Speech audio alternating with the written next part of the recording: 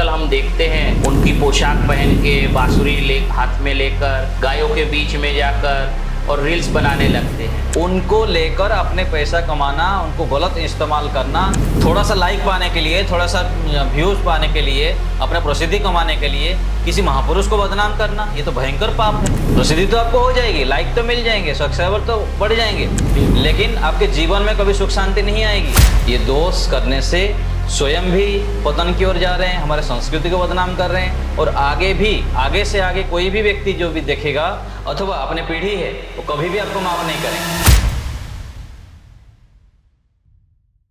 नमस्कार दोस्तों, मैं हूं प्रतीक और आज हमारे साथ है आचार्य जी। आचार्य जी, कृष्ण की जीवनी देखते हैं तो हमें काफ़ी कुछ सीखने को मिलता है। उसमें कई सारी ऐसी लीलाएं हैं जिसके ऊपर व्यक्ति बहुत सारी शंकाएं करते हैं। जैसे गोपियों के साथ रास लीला करना, छोटी उम्र में माता यशोदा को तंग करना, माखन चोरी करना, ऐसी लीलाओं के पीछे क्या रहस्य है? क्या इन लीलाओं को दिखाकर भगवान श्री कृष्ण की जीवनी जो है उससे हमें सामान्य व्यक्ति को कुछ सीखने को मिलेगा? देखिए, मनुष्य दूसरे को देख के सीखता है, बड़ों को देख के सीखता है जी। तो लंबे समय से जो चला आ रहा है, परंपरा बिगड़ी हुई है, उसके आधार पर व्यक्ति सोच लेता है, उसके आधार पर आगे चलता रहता है जी। लेकिन वास्तविकता कहीं दूर दूर तक दिखाई नहीं देता है जी। जो लोग दिखाते हैं। परमात्मा इतने महान थे, श्री कृष्ण जी भगवान जो है, कितने महान उनका गुण कर्म स्वभाव था, और उनके साथ ये सब जोड़ देना ठीक नहीं लगता है। उनके अंदर बहुत सारी विशेषताएं थी, उस विशेषताओं को हमको देखना है और उनसे सीखना है। बिल्कुल। जैसे भगवान जी उपदेश देते हैं श्री कृष्ण जी कि माँ फलेषु कदाचन, बिल्कुल, कर्म करो फल की चिंता मत करो। अर्थात इसको हमको अच्छे से थोड़ा समझना चाहिए। कोई भी हम कार्य करते हैं तो उसके फल तो इच्छा करते ही हैं। प्रयोजनम अनुद्देश्य मंदोपि न प्रवर्तते, बिना प्रयोजन के कोई प्रवृत्त नहीं होता। प्रयोजन तो रहता ही है सूक्ष्म रूप में, लेकिन ये जो कहा गया श्री कृष्ण जी की द्वारा कि माँ फलेषु कदाचन, फल की इच्छा मत करो, कर्म करते चलो जी। इसके पीछे मुख्य है कि आप जब अच्छे प्रकार कार्य करेंगे तो आपको अच्छा फल मिलेगा ही मिलेगा जी। कर्म करते चलो, अच्छा, फल की चिंता मत करो। फल तो मिलेगा ही मिलेगा, फल तो मन में रहता ही है। बिल्कुल, जो हम करते हैं फल रहता है। हम यहाँ से निकलेंगे, यदि फल कहीं पहुंचने की इच्छा नहीं होगी तो निकलेंगे कैसे? बिल्कुल, इच्छा तो रहेगा जी। तो ये जैसे कहा गया कि अपने ओर से हम ईमानदारी से कार्य करें। अच्छा। और जब हम श्री कृष्ण जी को देखते हैं कि वो अपने कार्य को हर जगह निष्ठापूर्वक किए, ईमानदारी से किए, कहीं भी जो भी उनको रोल मिला वहां पर वो अच्छे प्रकार से कार्य करते गए जी। जब हम अपने कार्य को निष्ठापूर्वक करते हैं, ईमानदारी से करते हैं, तो बहुत प्रसन्नता होती है, मानसिक रूप में शांति होती है और बढ़िया उसका परिणाम भी निकलता है। तो पहले हमको प्रथम क्या सीखने को मिला श्री कृष्ण जी से कि हम अपने कार्यों में ही फोकस करें, फल की चिंता ना करें। बिल्कुल। और यहाँ जो हम रासलीला बताते हैं, अलग अलग जगह करते हैं, तो ये चीज ढक जाता है जी। मुख्य बिंदु को जिस कार्य को करने से हमारे जीवन में सफलता मिलेगी जी, हम अपने लक्ष्य की ओर पहुंच पाएंगे जी, उसी चीज को तो हमको सीखना है भगवान जी से जी। श्री कृष्ण जी से हमको यही सीखना है कि अपने कार्य के प्रति हम ईमानदार रहे, निष्ठापूर्वक अपने कार्य को करें। इससे हमको लक्ष्य भी मिलेगा, हमारा मन भी शांत रहेंगे और हम जीवन के पथ पर हर जगह पर सफलता को प्राप्त करेंगे जी। और दूसरा है प्रत्येक परिस्थिति में अपने आप को ढालना जी। श्री कृष्ण जी महाराज जी को देखिए, जब ग्वाला काम करने को मिला, गाय चराने की बात आई, वहां पर भी अपने कार्य को बढ़िया आराम से किए। बिल्कुल। आगे चलकर सारथी बनने को भी मिला, वहां पर भी बढ़िया बढ़िया ढंग के सारथी का ये किए। राजा बनने का मिला, राजा का भी कर्तव्य को अच्छे प्रकार से निभाए। बिल्कुल, है ना। और गृहस्थ में भी पति बनने की बात हुई, वहां भी ब्रह्मचर्य पालन करते हुए उत्तम संतान को जन्म दिए। बिल्कुल।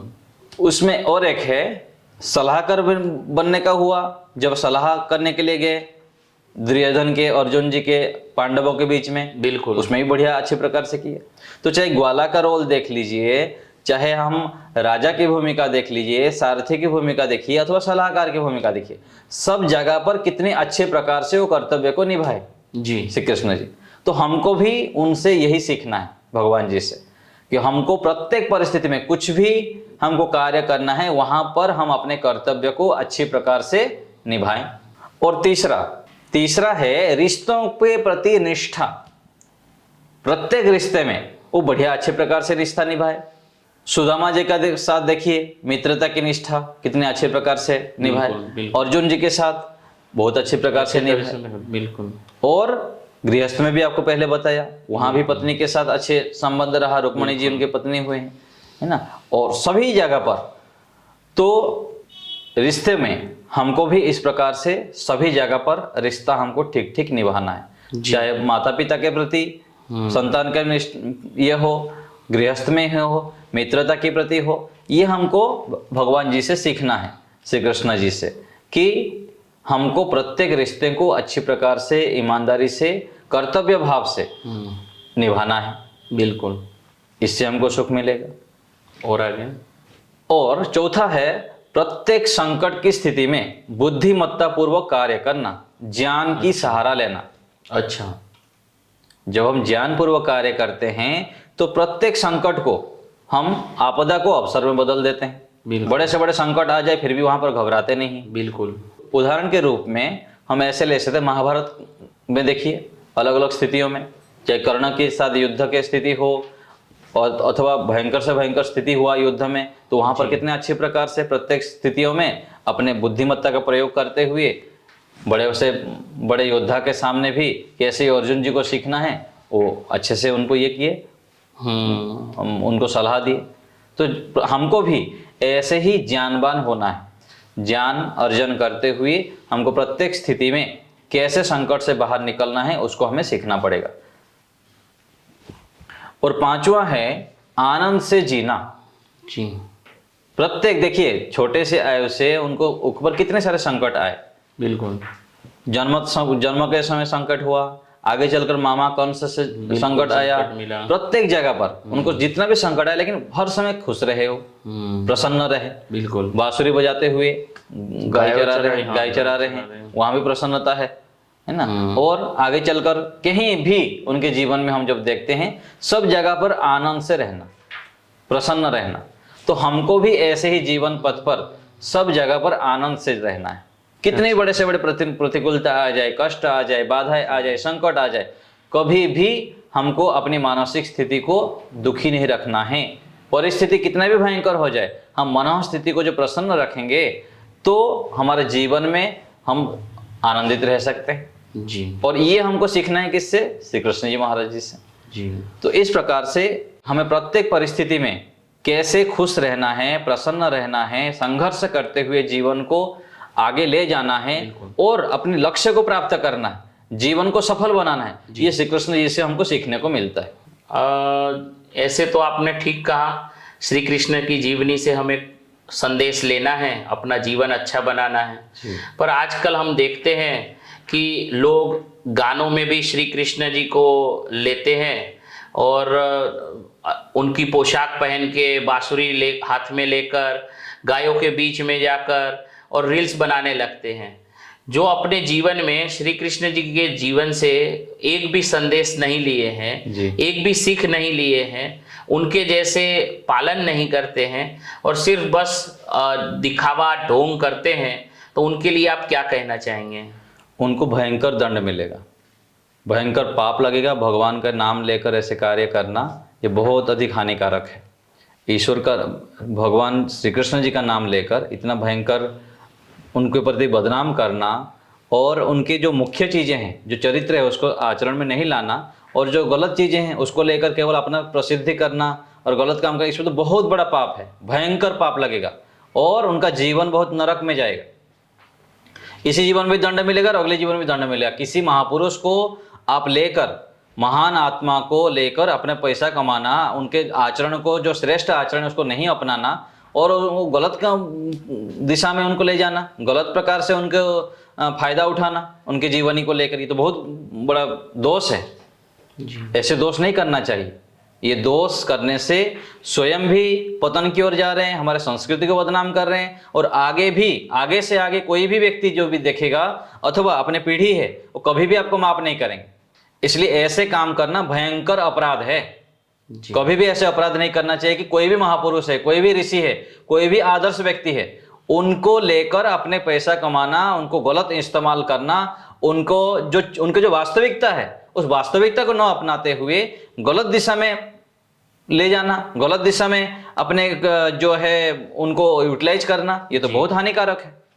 थोड़ा सा लाइक पाने के लिए, थोड़ा सा व्यूज पाने के लिए, अपने प्रसिद्धि कमाने के लिए किसी महापुरुष को बदनाम करना, ये तो भयंकर पाप है, बहुत दोष लगेगा। जी और क्या कर लोगे आप लाइक प्राप्त करके, क्या कर लोगे आप प्रसिद्धि प्राप्त करके? यदि बदनाम कर रहे हैं महापुरुष को, कितना आपको सुख थोड़ी मिलेगा।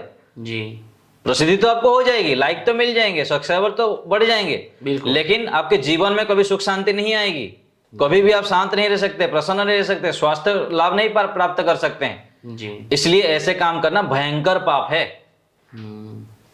आचार्य जी, आपने जो बातें बताई वो काफ़ी हम अपने जीवन में उतार सकते हैं। जैसे आपने बताया कि श्री कृष्ण की जीवन से हमें परिस्थितियों को अवसर में ढालना सीखना है, रिश्तों में निष्ठा लानी है, कर्म करते जाना है, उसके ऊपर इच्छा तो करनी है और उसके फल की इच्छा ना रखे, कर्म में ही फोकस करें, कर्म को अपने का करते हैं, फल तो अपने आप मिल ही जाएगा। कर्म में ही फोकस करें, कर्म अपने आप अपना फल देगा ही। तो ऐसे ही श्री कृष्ण जी के जीवन के संदेश को हम अपने जीवन में उतारेंगे